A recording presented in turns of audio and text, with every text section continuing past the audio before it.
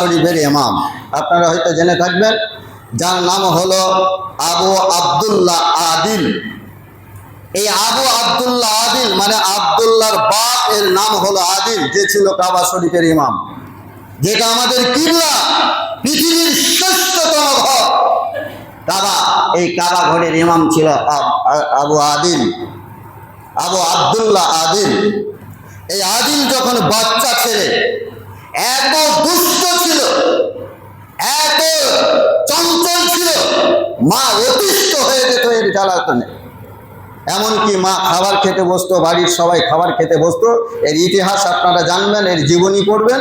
বাড়ির সকলে যখন খাবার খেতে বসতো, তো এই আদিল বাচ্চা ছেলে তখন করতো কি, না ধুলোবালি নিয়ে, মরুভূমির বালি, ধুলোবালি নিয়ে খাবারে ছিটিয়ে দিত। শৌখিন ছিল, গান বাজনায় মত্ত ছিল। কিন্তু কথায় আছে, আল্লাহর কাছে চাইতে গেলে বড় কিছু চাইতে হয়। তো এই আদিলের মা ছিল অত্যন্ত ভালো মহিলা এবং পরেশগার। তা আদিলের মা নিজের সন্তানের জন্য আল্লাহর কাছে দোয়া চাইছেন। তিনি আল্লাহকে বলছেন, আল্লাহ আমার সন্তান এত চঞ্চল, আমি অতিষ্ঠ হয়ে যাচ্ছি। আল্লাহ তোমার কাছে আমার ফরিয়াদ, তোমার কাছে আমার আবেদন, আল্লাহ তুমি আমার সন্তানকে কাবার ইমাম বানায়। কল্পনা করতে পেরেছেন মায়ের চিন্তাধারাটা কেমন? যে ছেলে এত দুষ্ট, মা বাবার কথাই শোনে না, খাবারে ধুলোবালি ছিটিয়ে দেয়, গোটা বাড়িকে জ্বালিয়ে রাখে, লেখাপড়া করতেই চায় না, সেই সন্তানের জন্য মা দোয়া করছে, আল্লাহ তুমি আমার সন্তানকে কাবার ইমাম বানায়।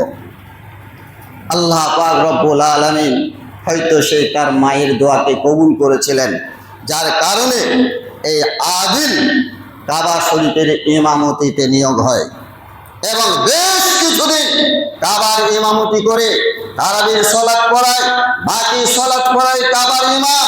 কিন্তু এ তো মানুষ, এর স্বভাব যাবে কোথায়? এ তো ছোটবেলা থেকেই মাইন্ড ছিল অন্যরকম। বেশ কিছুদিন কাবার ইমামতি করতে করতে এই যে কাবার ইমাম হয়ে গেছে মানে একেবারে পরিষ্কার হয়ে গেছে, এই কাবার ইমাম হয়ে গেছে মানে জান্নাতি হয়ে গেছে, এই কাবার ইমাম হয়েছে মানে যেটাই বলবে সত্য কথা বলবে, এমনটা তো নয়, এ তো মানুষ।